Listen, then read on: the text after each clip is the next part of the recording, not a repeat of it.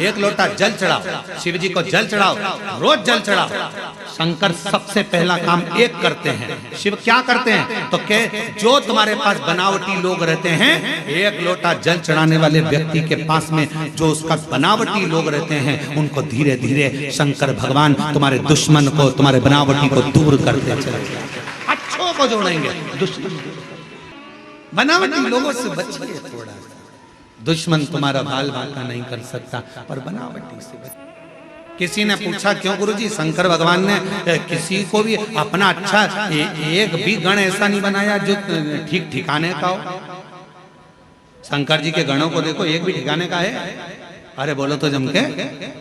शिव जी ने भगवान नारायण के पास जाकर देखो तो जय विजय पार्षद हैं, ब्रह्मा जी के पास जाकर देखो तो उनके ये पार्षद हैं, अब इंद्र के पास जाकर देखो अप्सराएं और गंधर्व बैठे हुए हैं। शंकर जी के पास में एक भी ठिकाने का गण नहीं है, एक भी।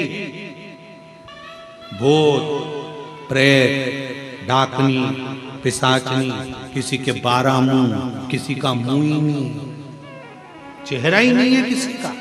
कोई रेंग के चल रहा, कोई नंदी, कोई भृंगी, कोई सुरंगी, कोई ऐसा जिसके 3 पांव, शरीर नहीं संभल रहा। भृंगी कैसा था?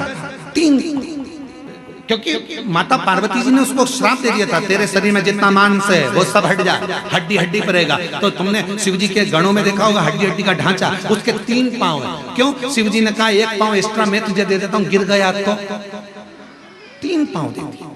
और वो भृंगी 3 पांव पे खड़ा। तो किसी ने एक बार इंद्र ने देख लिया उस भृंगी को, और भृंगी को देखकर शंकर जी पे इंद्र हंसने लगे। इंद्र हंसते हंसते बोले, कहने लगे गजब का काम है, इतने बड़े देव अधिदेव महादेव अगर किसी से युद्ध हो जाए तो लड़ाई करने के लिए इन 3 पांव वालों को भेजेंगे? मालूम पड़े हड्डी का ढांचा कहीं पे भी गिर जाए। फिर आया समय जब इंद्र का असुरों से युद्ध प्रारंभ हुआ, शिव जी उस युद्ध में नहीं पहुंचे। शंकर भगवान ने देखा सारे देवता हार गए। तब आखिरी में शंकर जी ने कहा कि भृंगी तू जा।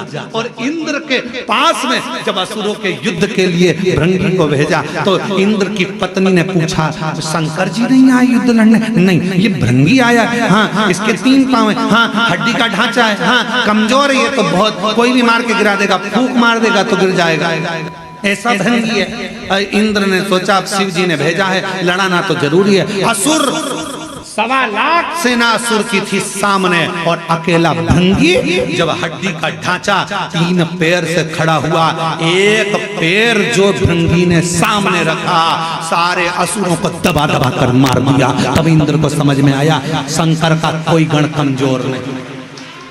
तब समझ में आया कि शिव का कोई गण कमजोर नहीं है। इसलिए निवेदन करते हैं शंकर के भक्त को कभी कमजोर मत समझना।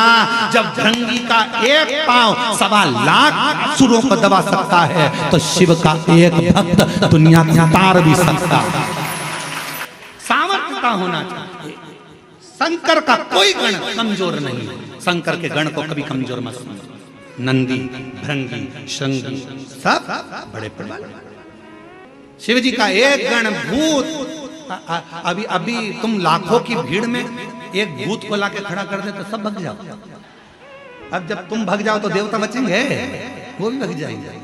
अप्सराएं वो भी भग जाएंगे, गंधर्व वो भी भग जाएंगे। शिव शंकर के इंद्र ने ये विचार कर लिया था, ये भृंगी हड्डी का ढांचा, 3 पांव, हड्डी का शरीर, क्या करेगा ये? इससे कोई लड़ाई होगी?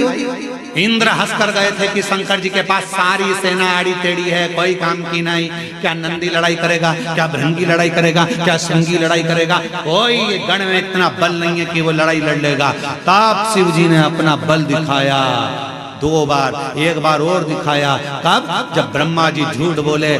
जब ब्रह्मा ने झूठ बोल दिया तब शंकर जी ने अपना एक गण और प्रकट कर लिया, वो था काल भैरव। देवता भी देखकर घबरा गए। दादा शंकर जी के नख में इतनी दमदारी है कि ब्रह्मा जी का सिर काट सकते हैं, इनसे मत भिड़ना। और मेरी जीजियों, मेरे जीजाओं, मेरी बेटियों, बेटाओं, मेरी माताओं, मेरे बुजुर्ग माता पिता के तुल्य आप सब विराजमान हैं। निवेदन करूंगा, एक लोटा जल जो चढ़ाता रहता है शिव को, वो शंकर का गण कहलाता है। फिर वो गण से दुनिया भी एक तरफ होती है। बोल बम का नारा है, सारी समस्या का हल श्री शिवाय। वो भृंगी में इतना बल है, भगवान शंकर के गणों में इतना बल है, तो शंकर का गण साधारण नहीं होता, वो दिखता साधारण है। शिव जी का जो गण होगा ना, वो दिखता साधारण है, एकदम सरल है।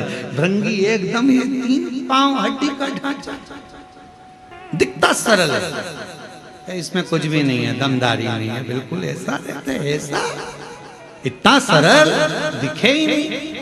नंदी कितने सरल, कितने लोग जाते हैं मंदिर के अंदर दर्शन करने के लिए, पत्थर का नंदी बाहर रहता है, दर्शन करें नंदी के, बोलो तो जम के, पत्थर का नंदी बाहर रहता है, लोग दर्शन करते हैं, सोचते हैं, विचार करते हैं नंदी। और कथा चल रही है, शंकर के गण को हल्का मत लेना, अब शिव के गण को तुम हल्के में ले रहे हो, सीटी बजा के उठा रहे हो, वो तुम्हें उठा देगी। इसलिए शांति से बैठे रहने दो, कथा सुनने दो, इनको मत छेड़ो, इनको बिल्कुल मत छेड़ना। पत्थर कौए को मारो, कौआ भग जाएगा, बोलो भगेगा कि नहीं भगेगा? पत्थर कुत्ते को मारो, कुत्ता भग जाएगा। पत्थर तोते को मारो, तोता भग जाएगा। पत्थर तुम किसी को भी मारो, वो भग जाएगा। पत्थर तुम्हें मारो, तुम भग जाओगे। और वही पत्थर मधुमक्खी के छत्ते में मारो तो तुम्हारा पीछा पकड़, तो ये छत्ते से कम नहीं हो। इसलिए शंकर के गण है, शिव के गण, और शिव के गण कोई साधारण नहीं होते, इसलिए इनको सुनने दो। बोल बम का नारा है, शिव तत्व, शिव गण को सहज मत। भृंगी के 3 पांव, इंद्र उनको गिना, इंद्र समझ नहीं था, इंद्र जान नहीं था, इंद्र ने पहचाना नहीं कि शंकर भगवान के गण ऐसे, शिव के गण ऐसे होंगे, पहचाना। और महाराज प्रार्थना करिए, विनय करिए, निवेदन करो, बाबा को अपने मन का भाव कहो और दिल से बाबा को प्रार्थना। गुरु कुछ दे ना दे, पर गुरु जब मौका मिल जाए, कोई शिव भक्त मिल जाए, कोई शंकर का उपासक मिल जाए, कोई शिव की आराधना करने वाला, कोई सतगुरु, सच्चा सतगुरु शंकर का कोई भक्त, शिव का कोई उपासक मिल जाए, बस उससे कुछ मांगो चाहे मत मांगो, उसकी दृष्टि ही तुम पर पड़ जाए तो भी तुम्हारा भंडार भर सकता। तो भी हमारा मट्टी का, पहले पुराना घर में जो मट्टी का चूल्हा था, पूरे जितना बड़ा परिवार है, सारे परिवार में तो गैस की टंकी थी, स्टोव भी थे अच्छे अच्छे, पर पिताजी के पास इतना धन वैभव नहीं था, तो मट्टी का चूल्हा था और एक लंबी सी फुकनी थी, देखिए तुम लोगों ने, और एक फूक मारो, हम हमारी माता जी से कहते थे इसमें तो राखी राख है, इसमें तो कुछ है ही नहीं, आगी होगी नहीं, कैसे करेंगे, क्या करेंगे? तो माँ कहती थी रुक जा, भी फूक देते हो। जो फूका उसमें एक छोटी सी चिंगारी, फिर माता जी ने उसमें लकड़ी डाली और वो छोटी सी चिंगारी ने उस चूल्हे में, गुरु फुकनी की तरह, जब कोई भक्त किसी सच्चे गुरु के पास जाता है तो वो शिव नाम की ऐसी फूंक मार देता है कि उसके अंदर शिव की ज्योति जलने लगती है, फिर उसका कल्याण होना प्रारंभ हो जाता है, दुख मिटना लगता है। पर फुकनी, हमारी मम्मी की जो फुकनी थी, वो माता जी की जो फुकनी थी, वो और भी काम आती थी, हमें दोचने, सबसे ज्यादा हम पिटते भी उस फुकनी से ही थे, पड़ती खूब। तो समझ में आता था कि गुरु थोड़ी सी फूंक देकर तुम्हारे भीतर जो शिव भक्ति की चिंगारी है उसको प्रकट कर देता है, तुम्हारे अंदर शिव की भक्ति दे देता है और तुम्हारे दुख को मिटा देता है। और कभी कभी तुम अगर शिव भक्ति में नहीं लगते, फिर गुरु फुकनी से अर्थात अपने ज्ञान की भाषा से तुमको थोड़ा थोड़ा चोट भी देता है कि कहाँ भटक रहे हो, सारी दुनिया में भटक कर देख लिए, अब एक बार उस शंकर के मंदिर में एक लोटा जल लेकर जाना।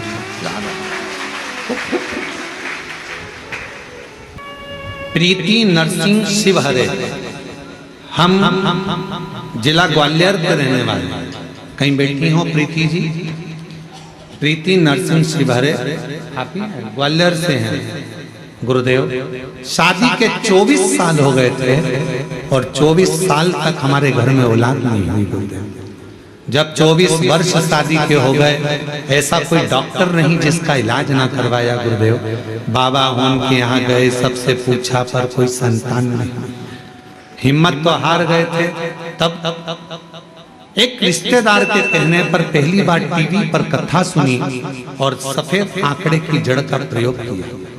जब गर्भ नहीं ठहरा तब हम लोग सीहोर आ गए। सीहोर में आकर कुबरेश्वर बाबा की भूमि पर आकर रात्रि का विश्राम किया, बाबा से विनती करी, कंकर शंकर पूजन करी और गुरुदेव बाबा ने ऐसी कृपा कर दी कि अगस्त 2024 में बाबा की कृपा से सोमवार की अष्टमी के दिन 24 साल के बाद पुत्र रत्न की प्राप्ति हो गई। बाबा को हम प्रणाम करने के लिए, शादी के 24 साल के बाद बाबा ने हमको औलाद दी है। गुरुदेव, 24 जिस कामना से जो भाव से आप आए उसने स्वीकार किया। शिव जी ने समझाया, शंकर भगवान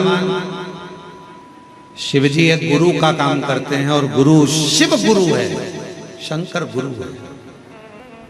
वो छत्तीसगढ़ में एक गीत में वो कहते हैं गुरु महा,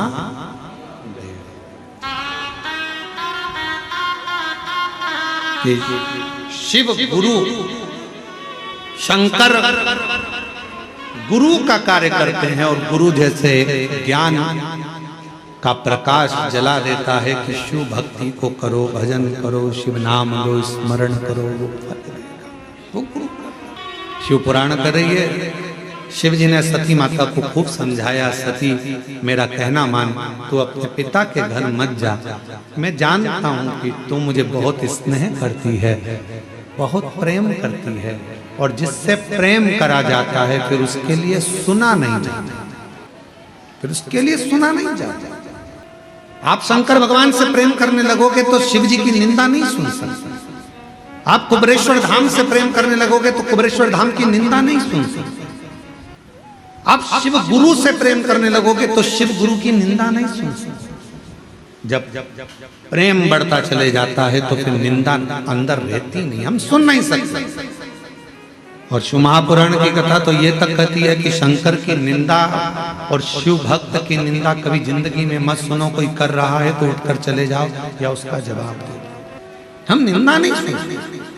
तुम्हें जल चढ़ाना हो तो चढ़ाओ, वरना हम नहीं सुनेंगे। तुम्हारा मन पड़े तो तुम मंदिर जाओ, तुम्हारा मन पड़े तो जल चढ़ाओ, पर शंकर जी की हम निंदा नहीं सुनेंगे, हम नहीं सुन सकते। पता है क्वारसी अलीगढ़ से आई, कहीं बैठी हो तो एक लोटा जल सारी समस्या का हल, कहीं बैठी हो तो पीछे वाले रास्ते से आकर एक बेलपत्र ले जा।